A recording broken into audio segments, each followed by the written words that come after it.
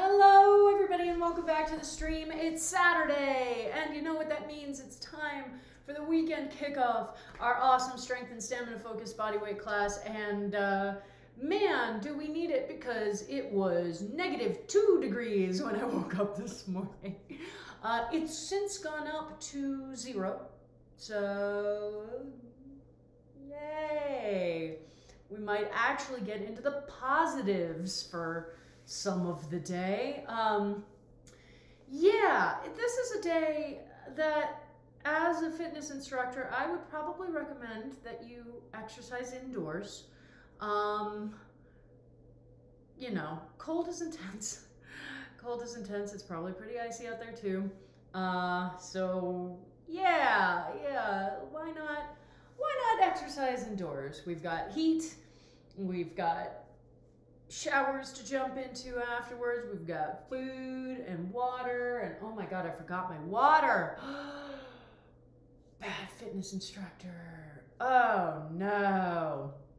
Okay, I'm gonna put you on pause for 1 second because I can't make it through class without water. I will be right back. Okay, there we are.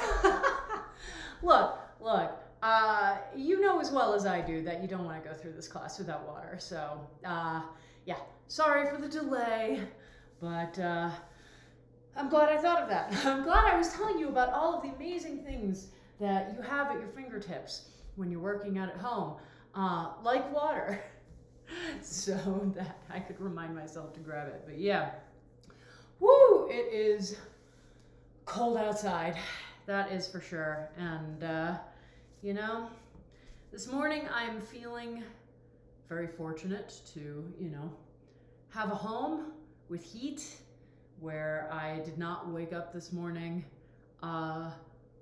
feeling like I was freezing to death or actually freezing to death. You know, it's a very lucky thing, and there are far too many people who don't have that. And I'm thinking about them a lot. You know, it is definitely one of the areas that I want to dig into, just from a, you know, activism and social justice perspective.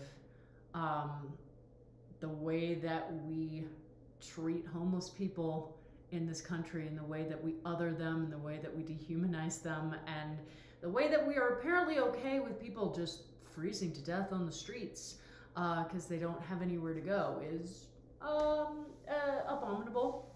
So it's hard not to think about on a morning like this when I'm like, you know, how would I survive the night if I was sleeping outside, if I was sleeping on concrete or trying to find a safe place to lay my head? Like, how would I have made it through the night? I don't know. So yeah, there's a lot we need to work on, my friends. And you know, it's hard. It can feel really hard to figure out where to start. That's a big thing, just figuring out where to start, because there's so many things that we need to put attention on, we need to put importance on. And, you know, when there's just such a giant, overwhelming pile of stuff, taking a first step is the most important thing you can do. Anything, whether it's not letting, you know, bad takes, bad jokes, examples of, you know, racism pass by, not letting people sort of get away with that, oh, I was only joking routine, or it's finding a single organization and saying, okay, I'm going to, you know, donate some time to this organization, or whether it's buying something from a Black-owned store, or an Indigenous-owned store, or taking time to educate yourself on racism against Asian and South Pacific peoples in the United States. You know, taking that first step, because the worst thing that we can do when we are faced with difficult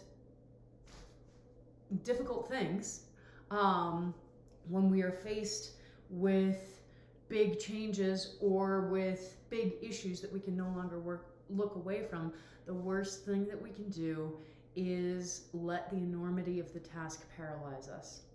Okay?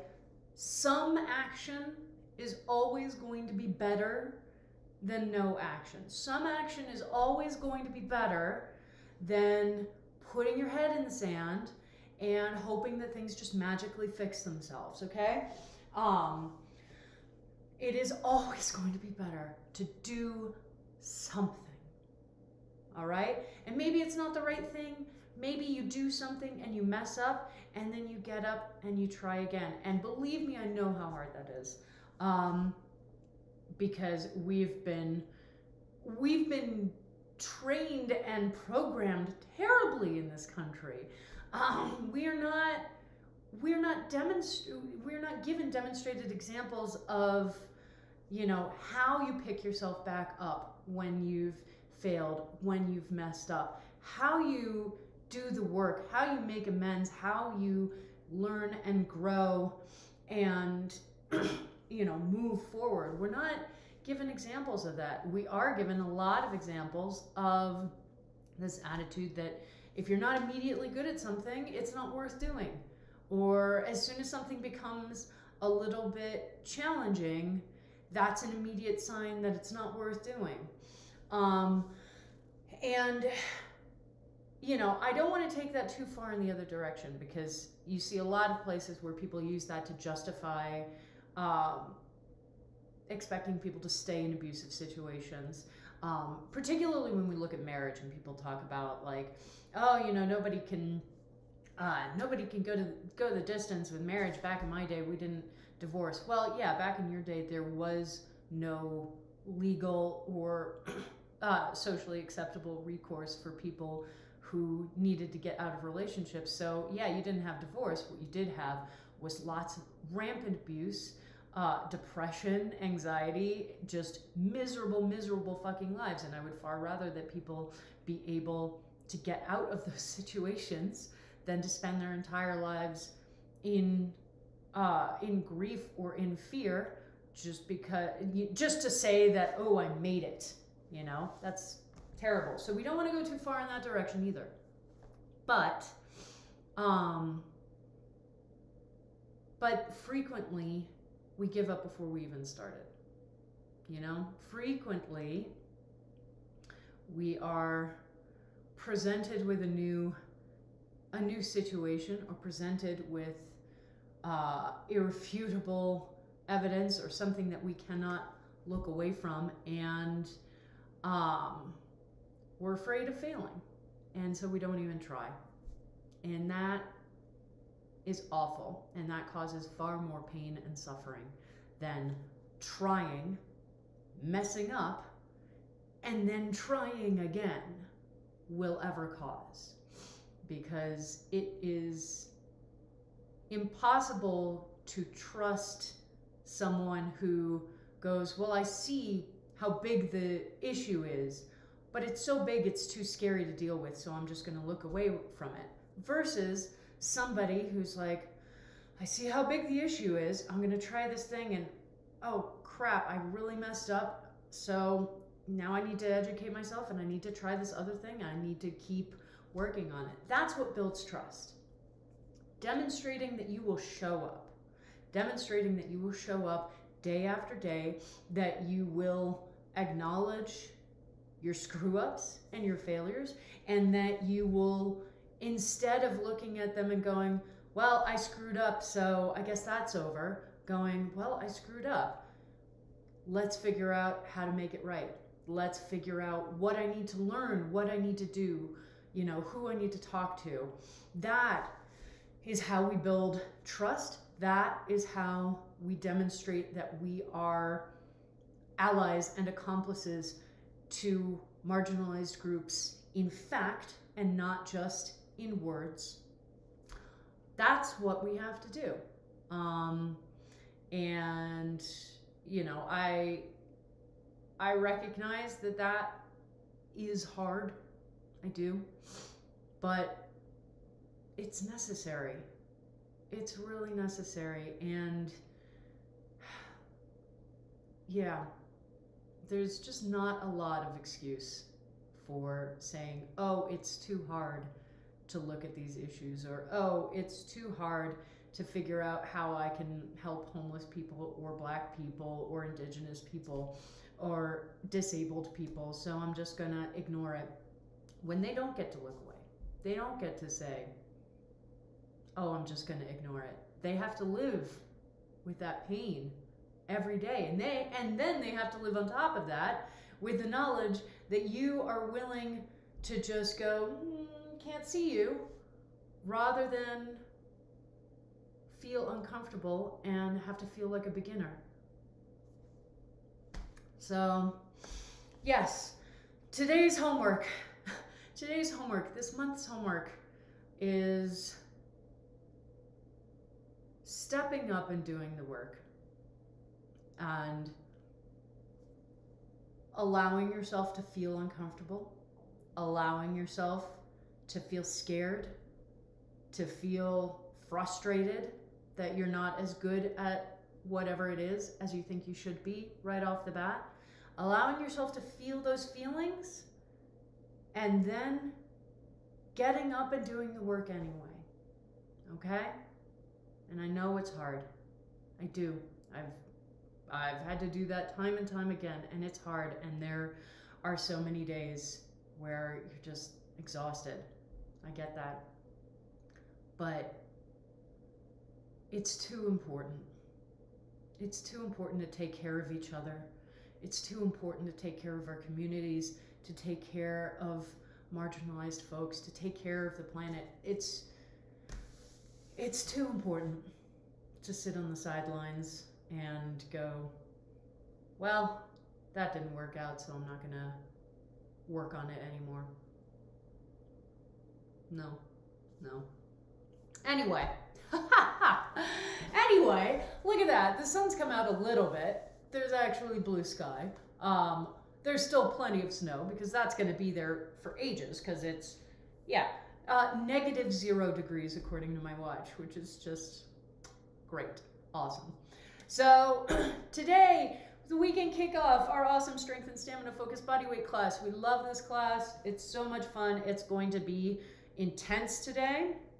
We're going to be working real hard, and then you get to go into the rest of your weekend and do whatever else you want to do. So let's do our pre-class checklist, my friends. So you got your water in whatever vessel you carry it in. You got your comfy clothes, whatever that means to you. Your mat or mat-sized space on the floor. And if you use a fitness wearable, let's turn those on to high-intensity interval training. Let them get started up, and then let's get started up ourselves with the warm-up. Huzzah! If you are new to class, we do the same warm-up in all of my classes right now, so it provides a nice through line to everything that you will do. Hey, speaker. Look, it's really cold. Clearly, it's so cold outside that my brain has just forgotten all of the things that I need to get set up for class today. So, all right. We are going to kick off our warm-up. So, let me get the timer open. We start on our mats, on our backs, 1 foot crossed over the opposite knee, and as soon as that horn goes off, you will begin with hip rocks and bridges. Hey-ya! Oh my goodness. Hey there, abdominal muscles. Nice to see ya. I've been doing a lot of core focused stuff the last couple of weeks. I think because it's been such an intense time that I've been really falling back on the types of movement and activity that make me really happy. And core workouts are definitely on that list. So yeah, lots of core stuff. And you know what? It's never a bad idea. As you know, you've heard Uh, you've heard my lectures on how awesome our abdominal muscles are, but it does mean that I can feel them, you know, not necessarily sore, but definitely, it's a weird sensation. I don't necessarily have a name for it. I can tell that they've been working, I guess, is the best way to describe it. So it's not necessarily sore muscles. It's not necessarily fatigue. It's just this sort of knowledge that they've been asked to do a lot this week, and they are feeling that. So always fun, always fun. I hope that many of you get to have a federal holiday on Monday for President's Day. I know that obviously, and I always want to call this out because it is way too easy to forget about the fact that there are plenty of people who work jobs in industries where they do not get all of these nice, pleasant holidays that many of us get, you know? So anyone who's out there working in food service or coffee shops, anyone who's out there working in grocery stores or retail stores, you know, some may close on the holiday, most don't. You know, most businesses like that only really observe maybe Thanksgiving, although that's shifting a lot over the years as Black Friday has become more of a frickin' thing. And Christmas, which, you know, way to really focus everything on Christianity at the expense of every other religious or atheist tradition in the country. Yeah, so there are a lot of people who do not get those holidays. And let me tell you, as a former barista, there is nothing more frustrating than somebody coming in and being like, oh, what are you going to do for the holiday? And just it clearly not even occurring to this person that 9 times out of 10, I'm going to be right here. It's not a holiday for me. You know, you are going to expect to be able to get your quad shot 20-ounce latte on Monday, President's Day or not, and so I'm gonna be here to do that, you know. So if you do get a holiday on Monday, that's really awesome, and I hope that you enjoy it, and I hope you have a wonderful day.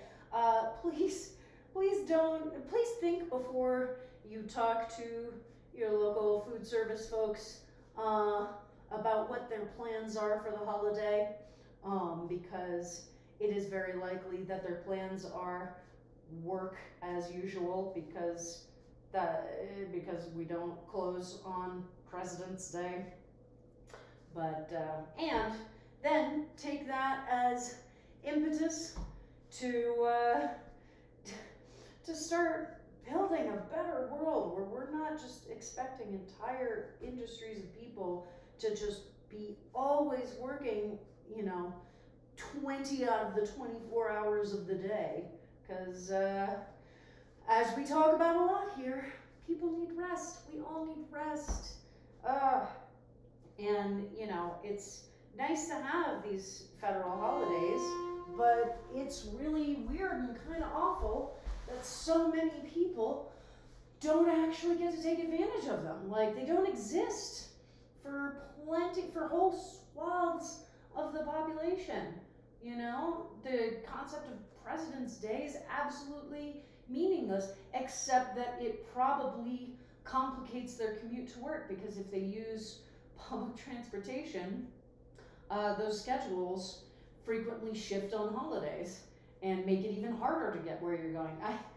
I remember when I was still living on the East Coast, and I was in Rhode Island, and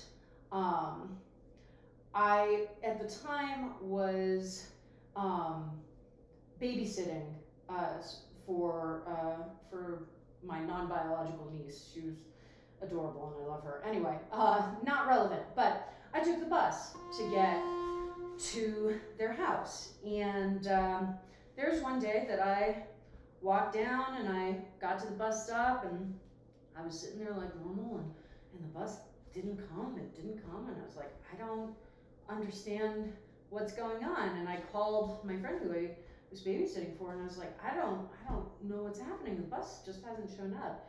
And she was like, oh, you know what, it's probably a holiday schedule because of Victory Day. And I went, excuse me? Because Rhode Island is barely the only state in the union that celebrates Victory Day, which is just an awful freaking holiday. Incredibly offensive in my estimation, because it celebrates or it commemorates the dropping of bombs on either Hiroshima or Nagasaki. I don't remember, honestly. The holiday is so horrible, I blocked that out of my memory. And I was just like, oh my God. So it's a horrible, offensive holiday, and it's completely changed up the bus schedule. So now I can't get to my job. So yeah, we have a lot of people are able to sort of coast along and go, oh cool, it's a holiday day, everybody's getting a holiday, woohoo, and not think about how many services you still expect to be able to access on those days, you know? Cool, it's a holiday.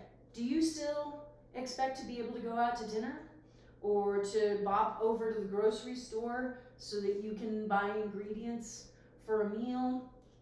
Do you still expect to be able to go to a movie theater? I mean, I know COVID, but like in the before times, then you are expecting a bunch of people to not get to have a holiday, to have to be at work, you know? Yeah, it is far too easy for people to sort of block that out. Again, the closing our eyes and blocking our ears, putting our heads in the sand, and hoping that things magically fix themselves without our help or our input. So, I don't know. I'm honestly amazed that me thinking about telling people, you know, hope you have a good holiday on Monday, transitioned into this broader societal discussion, but it's important. You know, it's important that even these small, seemingly unimportant things generate these discussions and remind us to be mindful of, you know, who is not getting an opportunity to take advantage of options that are available to us, you know? And then to use that mindfulness to guide, all right, well, what do I want to do to become part of the solution rather than remaining part of the problem, you know? And I think when you start doing this work, it can feel really frustrating because you're like, oh my God, well, everything is problematic. There's no ethical consumption under capitalism. You know, you're not wrong, but just because something is uncomfortable doesn't mean it's not worth doing. And that is a really important thing for us to remember.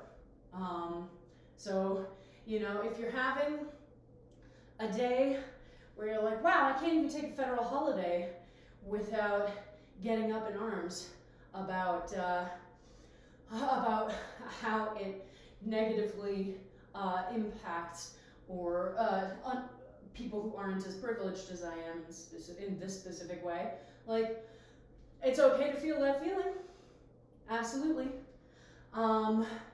But we don't want to let that feeling then transition into, I'm not going to worry about it because it's frustrating, or I am going to stop recognizing the validity of these complaints because it's just annoying. You know, that is something we need to guard against, that transition. It's important to guard against that becoming the lesson. And, you know, it's really interesting because as I've gotten older, I've started to see this process in action. I've started to see people who are my peers in age start to fall into the, you know, back in my day, things were better. We did X, Y, or Z. We didn't complain on TikTok or what have you. And I've started to see that in action with people my age. And I think a lot of it comes down to the fact that we don't really prepare children to be lifelong learners and to be aware that you will have to be a lifelong learner, that there's not a good way around it other than ignoring injustice and treating people awfully in the name of, well, that's how it's always been done. But we are not doing a good job at teaching kids how to prepare for that, how to be lifelong learners, how to maintain that curiosity, how to maintain that willingness to, you know, try something and mess up and learn more and do better the next time. And it starts in school. It starts with, you know, school approaches that are more focused on memorization, and you get one shot at this, and if you mess up, then you failed, but also we're going to push you forward anyway. It's this weird dichotomy, right? Where, you know, we take a test and you mess up on some questions, maybe, but you don't do badly enough to get held back, but nobody's going over what you messed up and why you messed up, you know, figuring out, okay, what is missing from your knowledge base, talking more, and then retesting you. We have this, you know, you get one shot, one opportunity, and then it's done. And it's like, well, that's a terrible way to educate people and to teach people to be curious, to seek information, to seek knowledge and understanding, to seek out people who have had different life experiences from you and gather wisdom from them. You know, we don't do a good job in most school systems of training for that. And so when we get to adulthood and we hit that point where we're like, oh my God, things keep changing, and I keep having to learn new things, and I keep having to consider things that I never thought about before, and it just never seems to end. And you get to that point and you're like, you can go one of two ways. You can go, all right, let me learn then how to be a lifelong learner. Let me open my mind up to the certainty that there is so much that I don't know, and let me do everything I can to learn what I don't know. Or you go, I am so tired of feeling like there is always something I'm missing, always something that I need to learn. And so I've decided that this is it. You know, this is all I am going to learn. This is the perfect gold standard of knowledge about the world. And I am just going to spend the rest of my life fighting for this specific gold standard. And I'm not going to take in any new information, any new evidence. I'm just going to stick here. And it's like, well, I see that happening. I see that happening with people my age. And I'm like, this is the thing that we used to rail against as kids. You know, this is exactly the type of injustice and privileged bullshit that we understood as kids was awful. And then we promised ourselves we would never fall victim to. And, you know, I am very lucky in that I went to a very small 6 through 12 school, and the majority of the people that I went to school with, I think, have retained that curiosity, have retained that, you know, desire to go out and change the world and make it a better place and not just sort of hunker down and ossify their opinions. But not all of them. And there are plenty of other people who, even in the time that I've met them to now, you know, you see it start to happen. And it's not that it never happens for me either.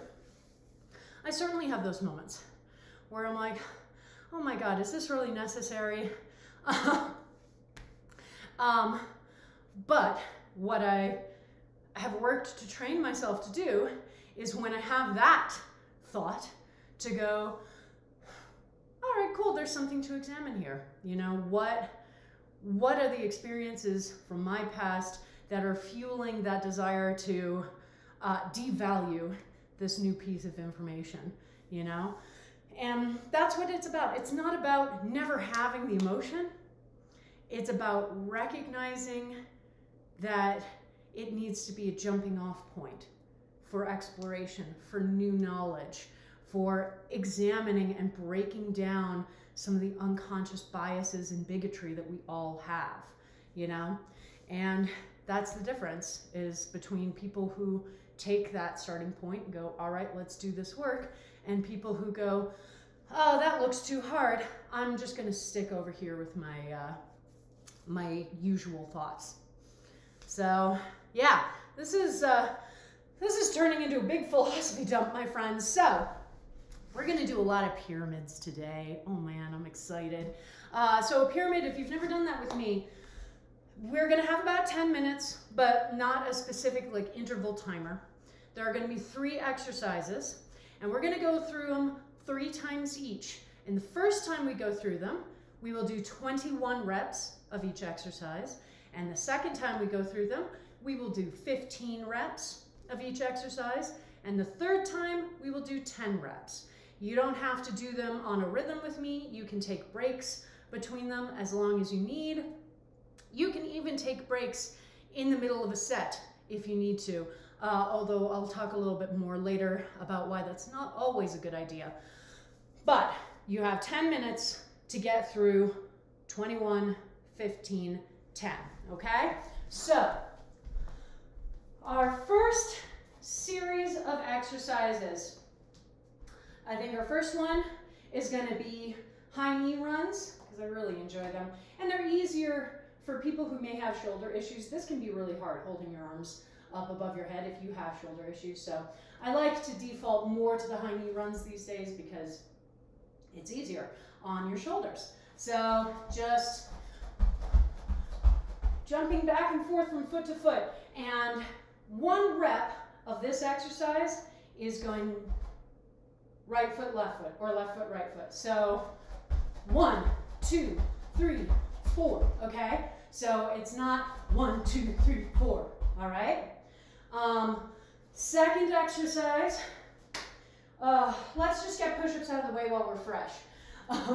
Because push-ups are intense. So, you can do wall push-ups. You can do incline push-ups off of furniture. You can do full, beautiful plank push-ups. You can do push-ups from the knees.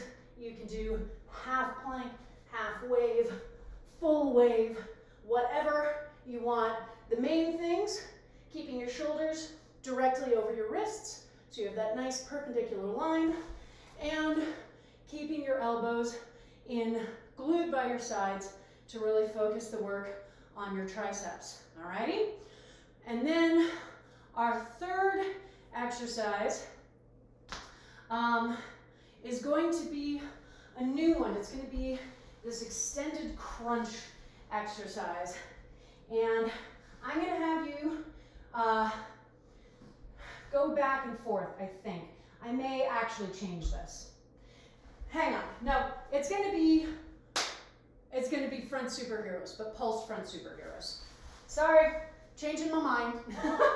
So lying flat on your stomach, arms and legs extended away, and we lift and we lower. So 1, 2, 3, etc., etc. Alrighty? So high knee runs, push-ups, and pulsed front superheroes. All right, so everybody's on their mats. You've had some water. You're ready to go. There's no timer to tell you when to start, except for me. So 10 minutes starts now, all right? And so when we get into this, one of the things about this structure is that it feels really easy in the beginning. And we're like, oh, okay, you know, I can blast through that, that's fine.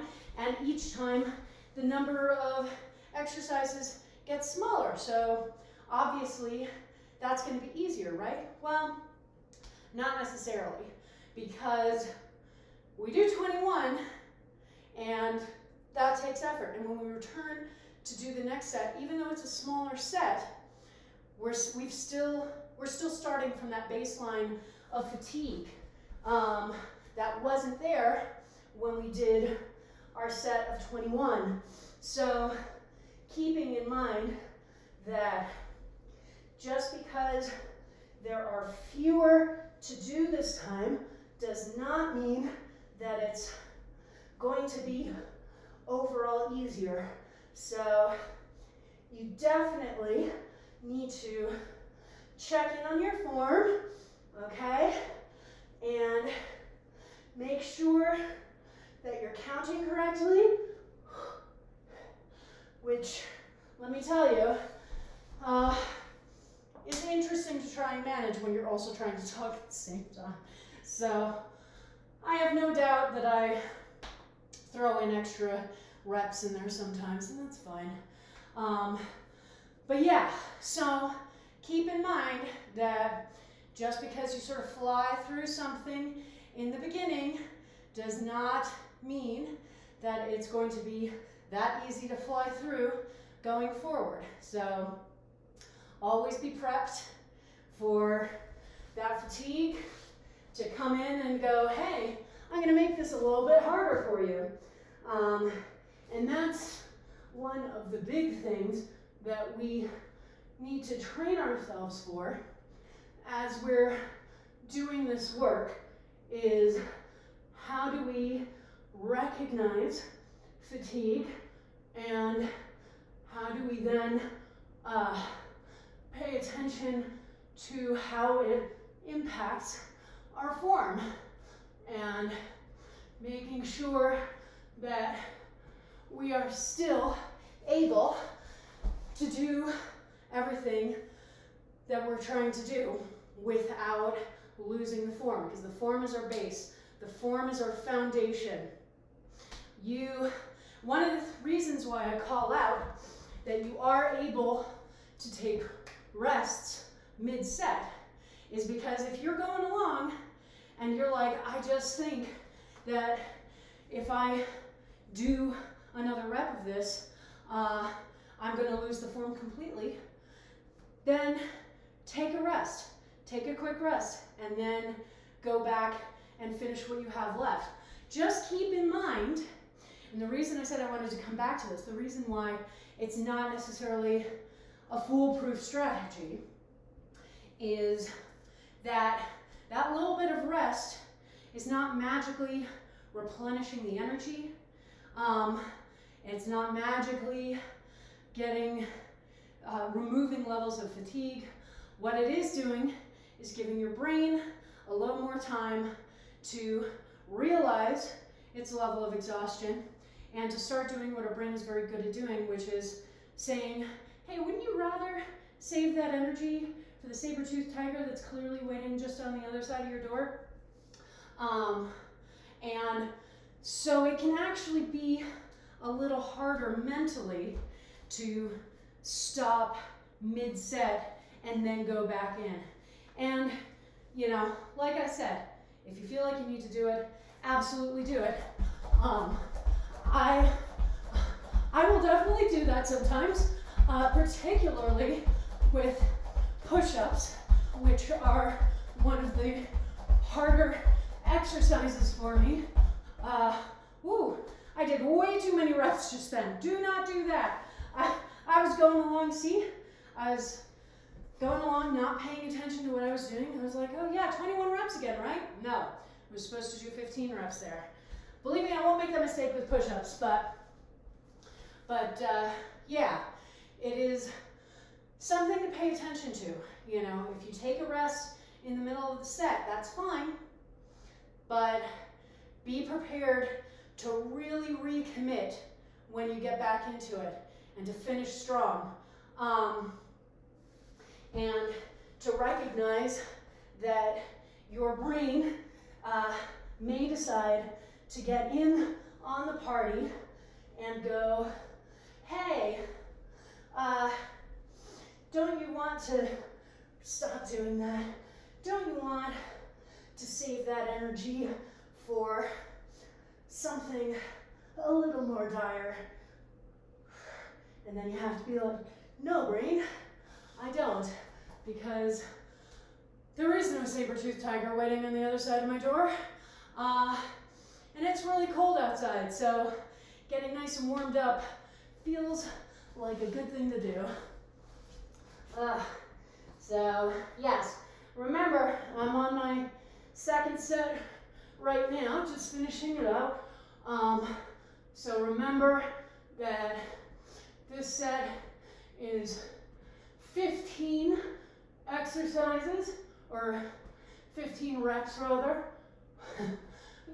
15 exercises. Oh no, that would be, woo, that would be way too much. Way too much. All right, so good news is you still have about 3.5 minutes left. So 6.5 minutes have gone by. So you have 3.5 minutes to finish out your final sets. And it's wonderful because if you need that entire time, you have it. And if you get finished a little bit early, well, you're going to get a little bit more of a rest, aren't you? Which is exciting. So yeah, just keep that in mind. I never stop the timers early. It is important to have that entire amount of time that I told you you would have, because everybody goes at different paces, and I don't want to be over here being like, oh, well, I finished that in 8 minutes, so I'm just gonna cut the timer off, and somebody at home is like, but I still have, you know, a whole set to do. You know, that is not okay of me as a teacher. So I'm never going to cut the timer off early. So if you get done earlier than the timer, then beautiful. You get to have some extra rest with me while the timer finishes out. Yeah, push-ups are really where I notice it. And the nice thing is that I did notice today that it took longer before my arms started to feel really fatigued, which is awesome. It means that I'm definitely growing more strength in my arms, which is what I'm going for. But they are definitely an exercise. Whenever we do them in the pyramids, I am like, okay, last 3 reps, I really have to psych myself up. I really have to pay attention to my form. I have to make sure that I'm not going to lose the engagement, that I'm not going to be pushing my shoulders too far back or anything like that. So, you know, we all have exercises that are easier for us and exercises that are harder for us. And the better we get at identifying what's easier, what's harder for us, the more intelligently we work out, you know, because I know that when I'm doing pyramids and I put push-ups into them, that I need to pay extra attention to my form, particularly later in the set. And so I come into it prepared mentally and physically to do the exercise, and I'm able to maintain that form, and I'm able to be stronger at what I'm doing, etc., etc. You know, so yeah, again, when we talk about being constantly curious, that folds into our fitness practice as well. Learn about your stronger and weaker sides.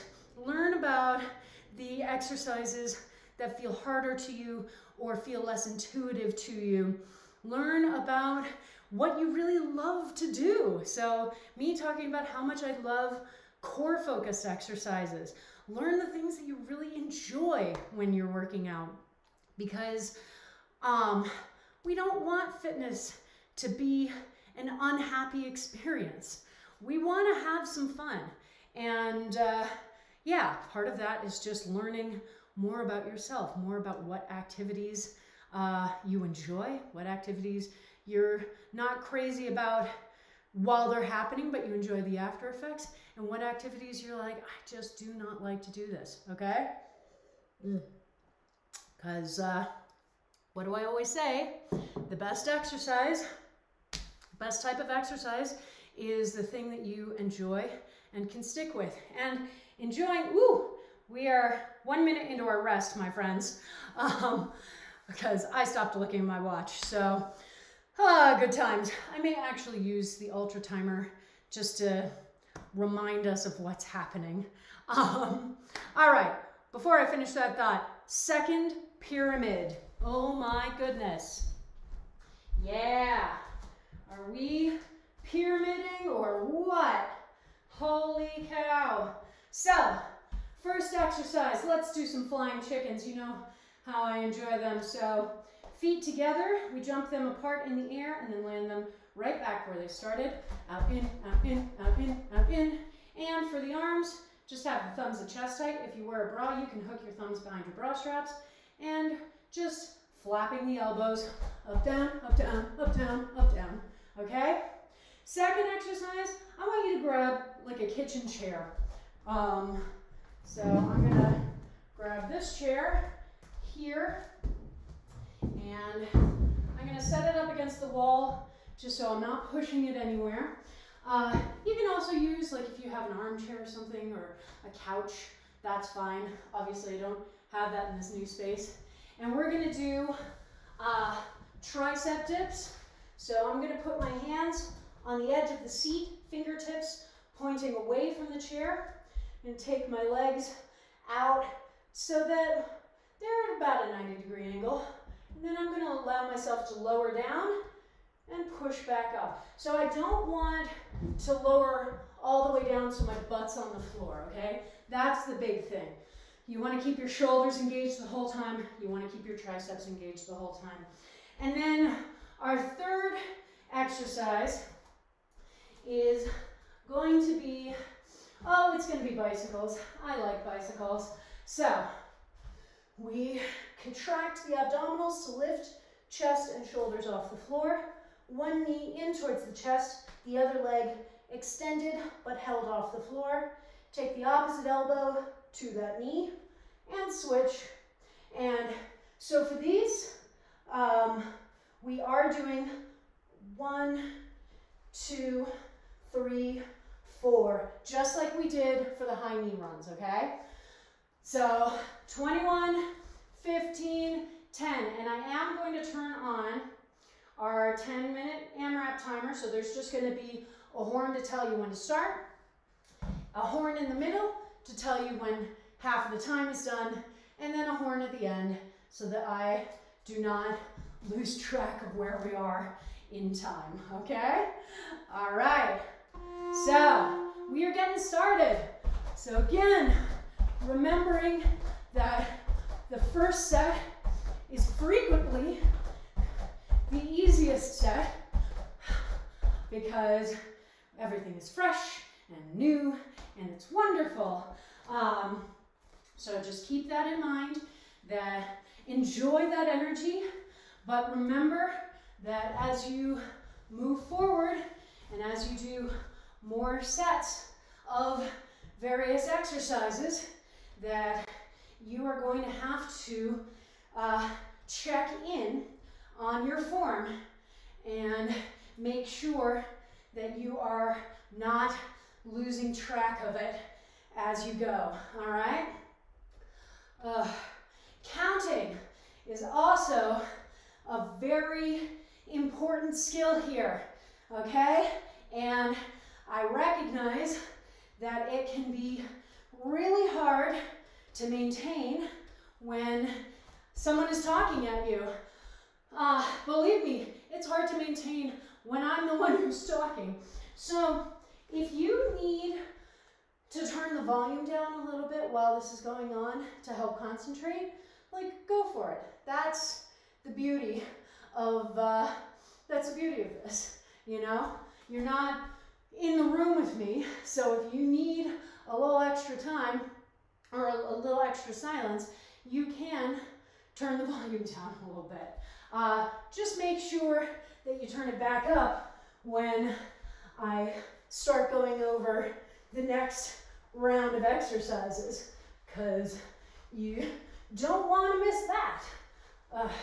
But yeah, I definitely remember being in class and just being like, oh my God, I can barely concentrate, and he keeps talking and I keep losing the thread of counting. So it's a weird skill to develop, the ability to hang on to a count while other stimuli are coming in.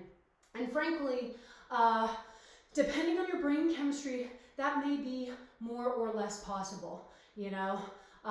Plenty of people with auditory processing issues or people on the autism spectrum are going to struggle more with being able to concentrate on thinking about one thing while there is other external stimuli going on. So yeah, definitely. If you struggle with that, if you struggle with auditory processing issues for whatever reason, and you're like, oh my God, I just cannot focus right now while they're talking, turn the sound off, and I will wave like that when the timer is done so that you know to turn the sound back up, okay? Because that can be super frustrating when you're like, I just do not have the ability to multitask my brain that way. And that's fine. Not everybody does. It is not, it's not a given for everyone. You know, we have this concept of the quote-unquote neurotypical brain, and the older I get, the more convinced I am that it's bullshit, honestly. There are so many different ways of processing information, and most of us are mixtures of a lot of them. But to assume that the majority of people are all this one specific way of looking at the world and processing its inputs, and that everybody else is weird or unusual is just ridiculous, I think. And because we have this concept of neurotypicality, so many people end up with masking behaviors because they're like, well, I'm supposed to be able to do this, so I guess I need to figure out how to do it, rather than learning how to build a world that can support everybody's way of processing information and communicating it, and where we can all be more open to how other people need to process info. And it's something I think about a lot. I have a lot of friends and loved ones who have, you know, everything from auditory processing to being on the autism spectrum or the ADHD anxiety spectrum. You know, plenty of folks with depression, like, and all of these things may, you know, have impacts on how our brains operate and how they process stimuli, how they process new information. And I would rather live in a world where we, I lost track there, lost count there, but I would rather live in a world where we were taking steps to support the diversity of ways that people can process the world around them, rather than telling them that no, there's only one right way and it's this way. Or being like, okay, well, I guess we begrudgingly accept that there are other ways of processing the world, but we're going to make it super, super hard for you to get the accommodations and the support that you need. I would rather not live in that world, personally. All right. Third round for me, so hopefully you are somewhere around that as well. We've got just over 3 minutes left on the timer, and thankfully that horn will go off when it stops, so that I don't continue blathering away like I did the last time. So yeah, checking in on where you are, on how your muscles are feeling, and making sure that you are counting what you're doing, which I definitely did not. After all that talking about how you should make sure you're counting, and I am really not counting well, which probably means that I'm doing more reps than I should, which I guess there are worse problems to have. But yeah, it's definitely, it can be hard. And you know what, it's important to normalize that and to not just say, well, obviously you should just be able to count in your head while the teacher is talking, like, what's wrong with you? The teacher can barely do that. And she's the one setting the exercises and, you know, telling you what to do. So if I'm struggling with that, then don't worry. You can struggle with it too. All right, we've still got some time left on the timer. Again, I will wave my arms when we are done and let you know that we are moving into the rest timer. But for now, I'm going to drink some water. Woo!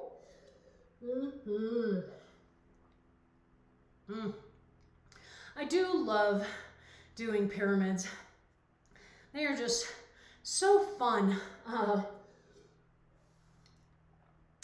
You know, it feels like, it's interesting because I love Tabata timers, and our timed intervals are always really awesome.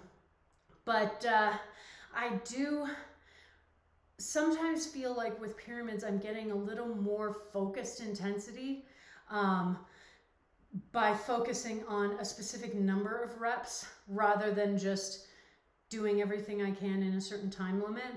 And there are obviously pros and cons to everything.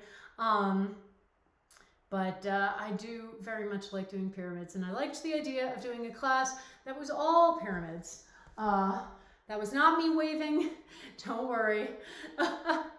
Not me waving around at the screen, thankfully. But yeah, pyramids are fun. Go pyramids. That's what I say. And I hope that you are enjoying them as well. Sorry, just checking messages on my laptop. Playing D&D after class, so you know, I need to make sure that I'm not missing any important information. Oh, all right. Hey. All right, if you did turn down your volume, that is your signal that we are now in our rest period. So we are going to do one more pyramid, and then I think we will finish out with a cardio tabata, because, you know, it's fun to finish out with cardio tabatas. So what are our new 3 exercises going to be? Well, let me put this chair away first. I probably should have done that when the timer was still going for the last round, but you know, sometimes we just don't think of things when they would have been most useful. But better late than never, right? So maybe I didn't move the chair when it would have been a little more convenient, but I moved the chair eventually, and that's what matters. Alrighty, so I think our last set of exercises we're gonna start with aerobic knees, okay? So taking our feet between hip and shoulder width apart, okay? And we're gonna squat down, not a huge deep squat, just about a 45-degree angle.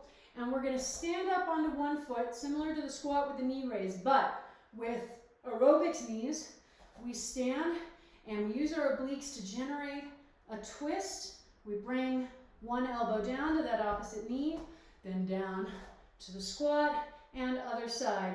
So for this exercise, each side is 1 rep. So 1, 2, 3, 4. So instead of doing 21 reps, you need to do 22 to even yourself out. Instead of doing 15 reps, you need to do 16 to even yourself out. And then 10 stays as normal, okay? So just something to keep in mind, my dears.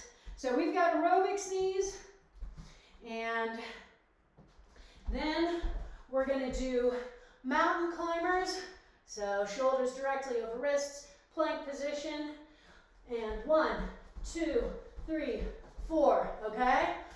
And then for our last trick, I think we will do full pike extensions, okay? So starting balanced on your tailbones in this pike position, extend all the way out with your arms and legs still off the ground, and then all the way back to the pike, down and up and down and up, okay? So aerobics knees, mountain climbers, and full pike extensions. So everybody get back on your mats. We got our same 10 minutes. Alrighty. So as soon as you hear that horn, you can begin, but you don't have to begin immediately. So prepping, that's the nice thing about the 10 minutes. There is a lot that's really self-directed about the pyramids, okay? So you can take it a little easier and just be aware that you have to get going at some point, because you need to be able to finish the exercises, but you are not needing to start at the beginning of a really specific timer, okay? So, yeah, that provides us a little more flexibility, a little more overall control over what we're doing, which can feel really nice. Woo! Alrighty, so we have moved very far through class at this point, and you are probably feeling the fatigue, which is totally fine. That is perfectly normal. So just remember to check in on your form, okay?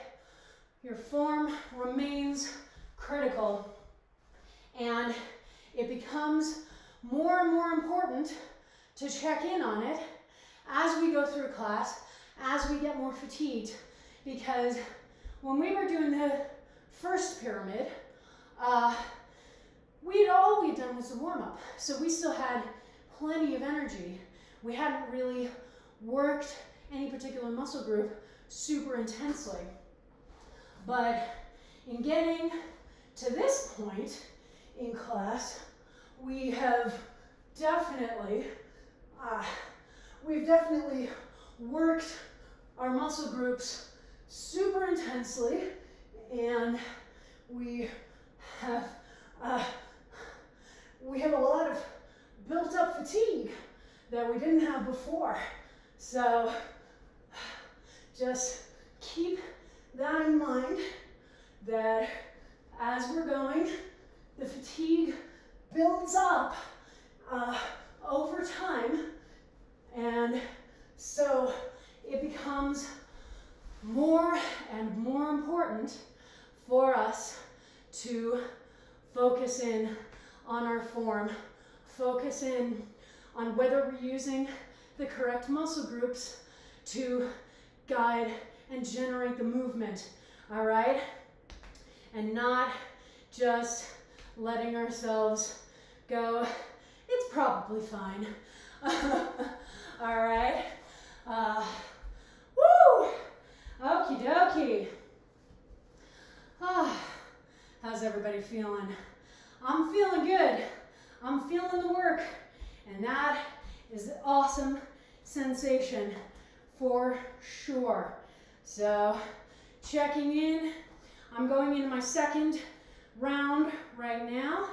So, remembering that for our aerobics knees, we have to add in an extra rep at the end so that we are fully evened out. Okay? There we go. Ooh, yeah. Lower abdominals are feeling it. Woohoo! Make sure you're breathing, my friends. Take advantage of getting to have rests in between things that are self-directed, that are as long as you want them or need them to be. All right? So don't feel in any way obligated to just push immediately from exercise to exercise and feel like you're supposed to just keep moving and keep going and keep going. Sometimes we do that, but that's not what these are. All right? So take whatever time you need in order to get through everything, all right? And, you know, you'll be impressed with yourself, I think. All right, that is our halfway point. Huzzah, huzzah. So just keeping in mind for timing that we have fewer than 5 minutes remaining in our overall timer. And remember to exhale on the effort, right? That is just such a useful tool, and it really helps to propel us through, to get that burst of energy. I need to do some more studying to learn whether there is a specific physiological impact to exhaling on the effort, or whether it is more of a psychological impact, sort of helping us to feel a little more intense, feel a little bit more power and momentum. Because I'm honestly not sure. I would believe either.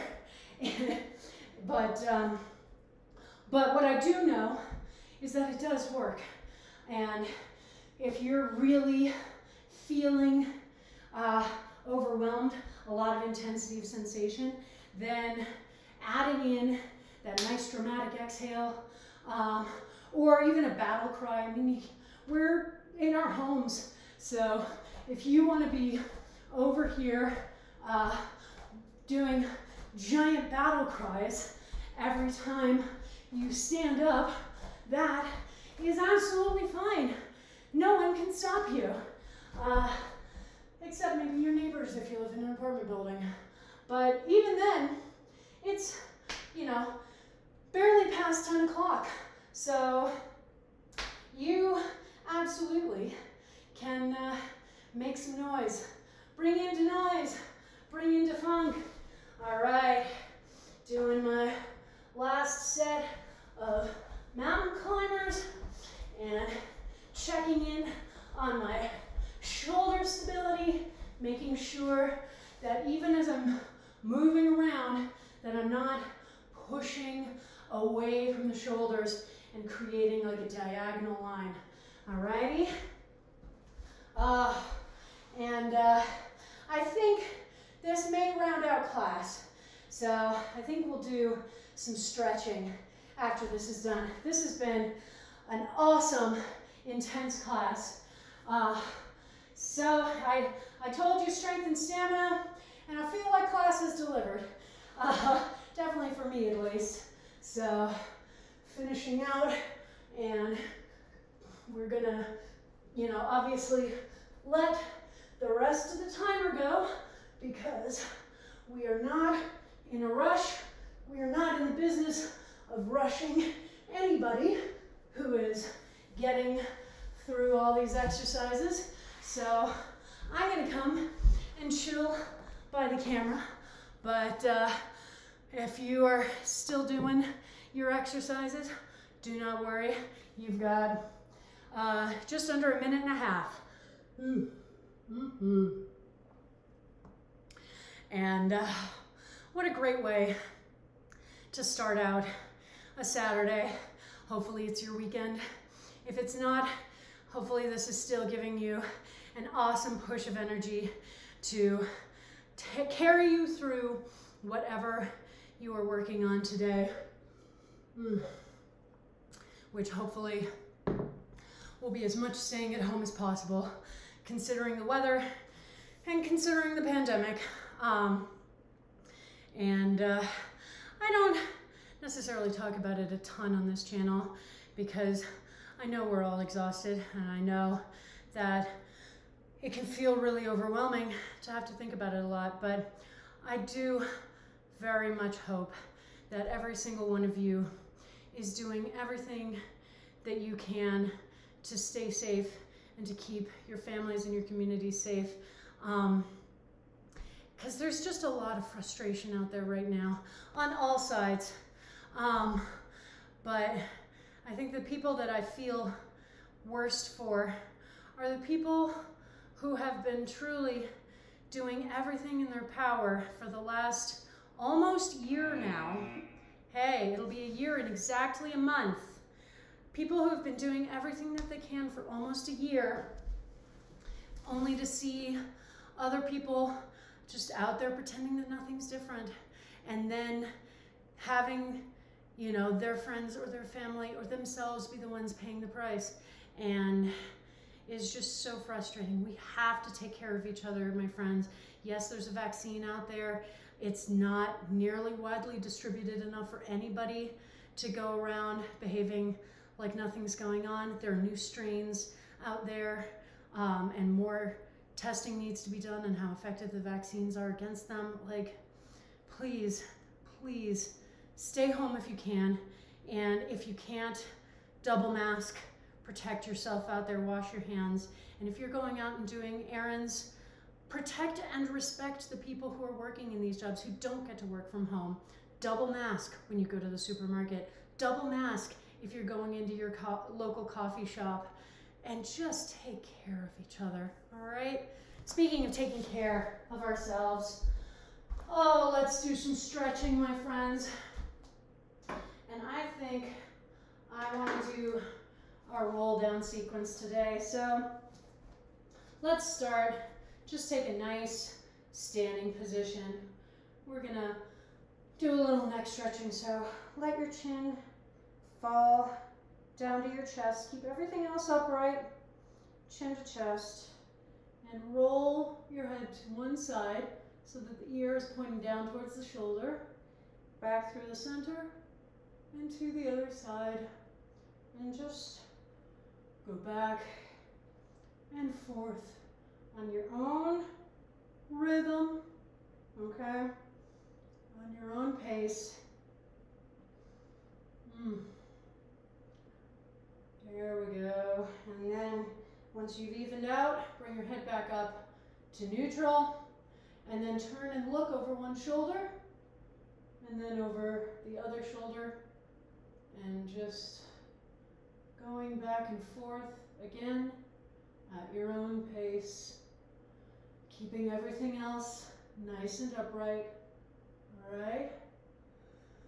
And then back to the center. Let one ear drop down towards the shoulder. Take that same arm, hand to the side of the head. I'm not really pulling down on the head.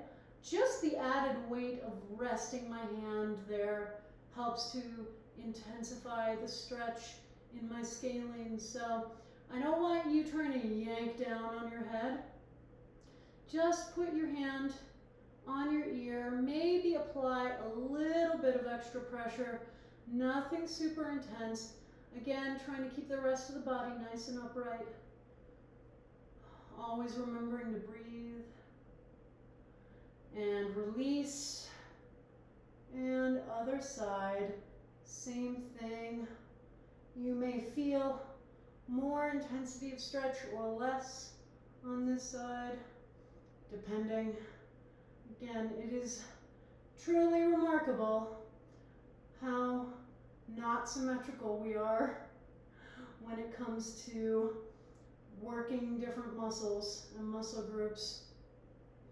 We are not symmetrical creatures, and it's important to recognize that. All right, now back to the center. Bring your chin down to chest, and on an 8 count that I will call out, we are going to roll one vertebra at a time, slowly folding over until we are fully folded over at the hips, hands on the floor or as close to it as you can get. You'll be feeling the stretch in your hamstrings, okay? If you can't make it all the way down to the floor with your hands, that's okay, okay? You have to build up the flexibility. That's totally fine, all right? But we start with our chin to chest, and now I'm going to count down an 8 count. Here we go. 1, 2, 3, 4, 5, 6, 7, 8. When you get down in this position, shake your head out a little bit just to confirm that you're not clenching your neck muscles. All right, and you don't want your knees fully locked in position, okay? So just try to have a little bit of a bend in them. Not a big bend, we're not bending the knees, but just trying to prevent that locked position, okay? And just let your back sway back and forth a little bit. That may help you get a little deeper into the stretch, bringing your lower back a little closer to your thighs and to that center position. And now on that 8 count again, we're going to take 4 counts to bend the knees all the way down to a low squat, and 4 counts to straighten them back up to this position, all right? Here we go. Down 1, 2, 3, 4, and up. 5, 6, 7, 8. Again, down 2, 3, 4. Hook your hands behind your heels. 5, 6, 7, 8. And with your hands behind your heels, just apply a little bit of force and see if you can pull your torso a little closer to your thighs. Intensify that hamstring stretch, okay? Remember to breathe. Remember, as you inhale, visualize the oxygen going to wherever you are feeling the most intensity of sensation, okay? And as you exhale, try to sink a little more deeply into the stretch. Now we're going to take our hands, 1 to each elbow. So now gravity is getting to assist in deepening the stretch. Let your back sway back and forth. Feel whether you're able to deepen the stretch a little bit. Shake your head out. Make sure you're not clenching that neck. And release those hands back down. And now, on that 8 count, we're going to bend our knees at about a 45-degree angle. And once again, we are going to roll back up to a full standing position, 1 vertebra at a time. And when you get to the top, I just want you to stand there, okay? Bend the knees, and here we go. 1, 2, 3, 4, 5, 6, 7, 8. Stand right there. Don't adjust your hair. Don't adjust your clothes. Don't move your hands or feet. Take nice, deep breaths. I want you to feel the added height in your spine. I want you to feel the blood moving freely through your limbs again. I want you to feel grounded and rooted into the floor.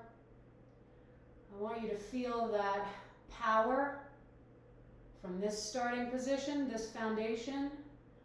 You can go out into the rest of the world and do whatever you need to do to create a better world for everyone. And 1 more big breath. Here we go.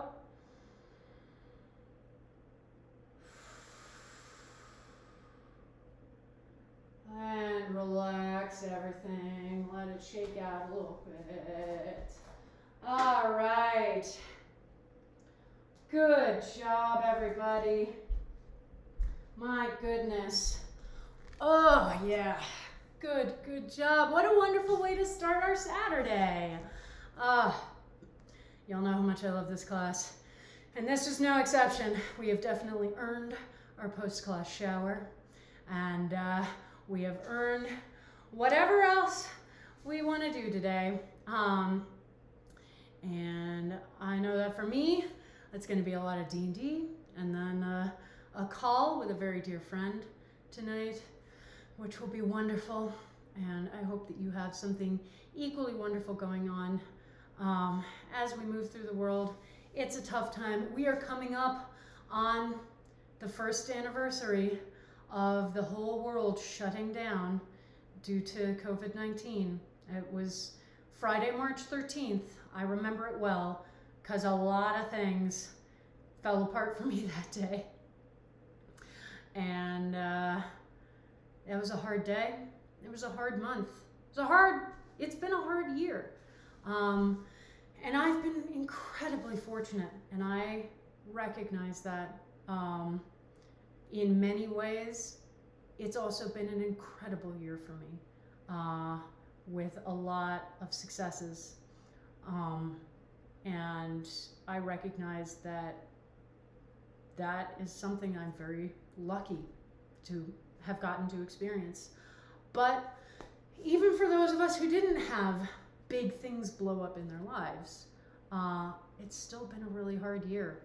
And So regardless of whether, you know, you have lost jobs or lost friends or family to the virus, or had to cut people out of your life for being anti-vaxxers, or, you know, or whether it was a great year and it was just still exhausting and so difficult to navigate because of so many shifts and so many constantly changing unknowns, I want you to take a deep breath, and I want you to remember that you made it through. A lot of people didn't, and we need to honor them, and we need to fight for them, because we did not do a good enough job while they were here. We also need to recognize that the entities that have the most impact are not me sitting in my, you know, streaming studio. It's our governments, it's corporations, it's the 0.01%, and we need to focus our energy accordingly. But, you know, as we head into month 12,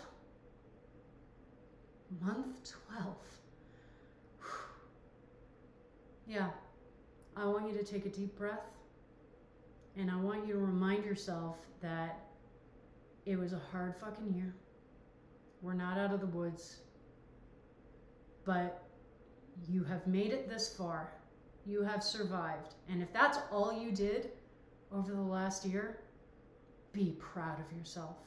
And if you survived and also managed to build a new healthy habit for yourself, or, you know, start a new creative project, be proud.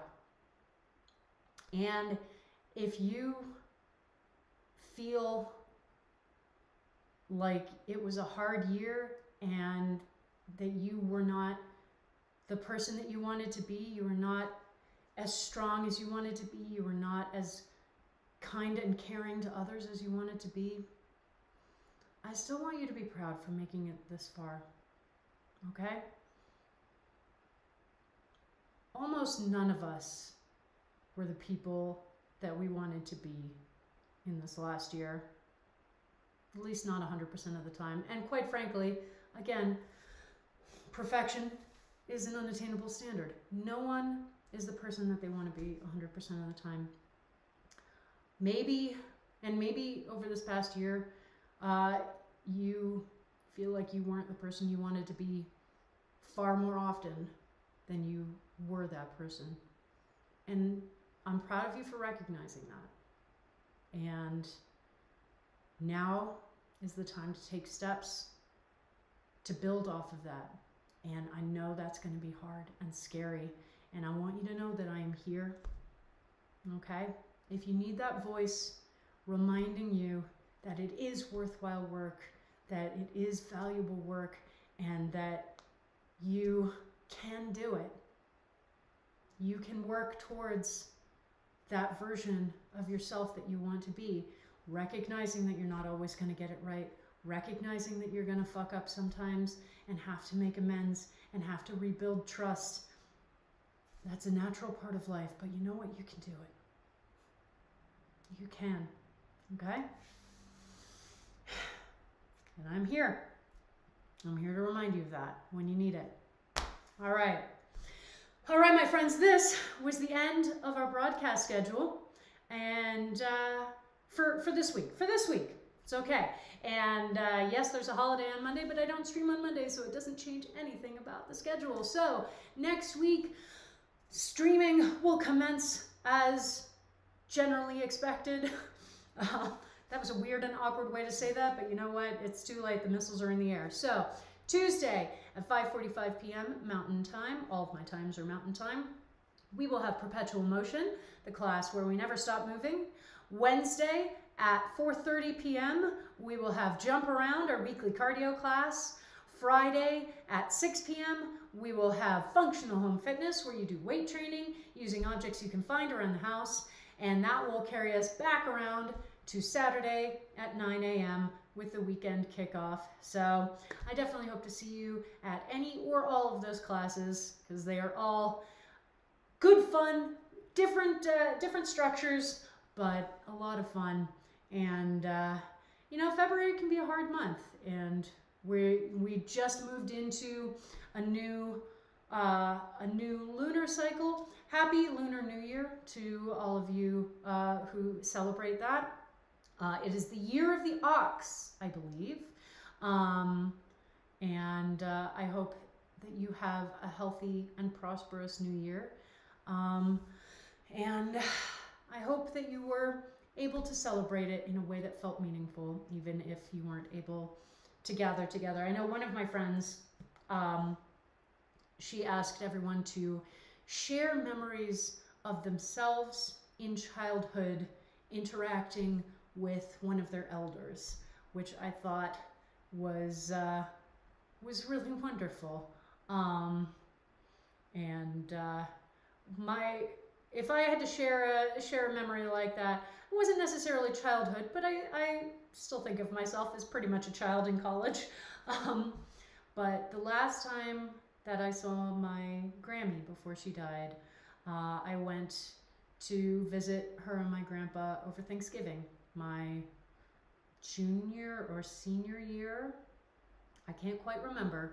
It was all a long time ago, but I remember visiting them in their apartment, and it has to have been my junior year because I was not yet 21, and that's relevant to the story. My grandfather asked, you know, do you want something to drink? We have water, we have soda, we have brandy. And my grandmother, who was a fine, upstanding, very law-abiding, but also fighting for civil rights her entire life human, who had a very well-developed sense of what was right and what was wrong, said, she can't have any brandy, she's underage.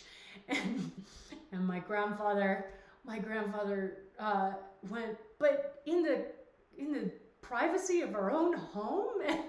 And I just went, it's fine, Grandpa, I'll have a soda. But that is a memory that I love, both because it was the last time I saw my Grammy, but also because it encapsulates both of their personalities very well. So yes, have a happy Lunar New Year, and I hope that you are able to celebrate, able to think of wonderful memories with your elders from when you were younger. You can follow me on Facebook, Twitter, and Instagram. All of those handles will be in my end cards, but they are all variations on Blanche Case Fitness. My YouTube channel is where I upload all the VODs from these streams, so you never have to miss a class, even if you can't make the live cast. And those uploads go up on Sundays, so tomorrow morning you will get a blast of all of the classes from this week, so definitely head over there and subscribe. If you want to help support me financially in making these streams, I do have a coffee account, Blanche Case Fitness. Your donations are always very much appreciated. And if you want to help me to keep growing this channel, keep growing this community, getting us to Twitch affiliate in the next month or so, which would be just really incredible, then please do follow this channel. Tell your friends, loved ones, coworkers, anyone looking for an awesome class. I stream 4 days a week. We have a wonderful community here. We have a lot of fun, and I'm always looking for more people who are looking to add exercise into their lives. So if that's you or someone you know, send them this way, because we have fun here. Make sure to finish your water and keep hydrating. Make sure to get some food, nice breakfast. Got to start refueling all those energy stores. Take a shower. Put on whatever clothing makes you feel comfy and happy today. For me, that's probably going to be sweatpants. And I will see you all back here on Tuesday. Mwah. Have a great day.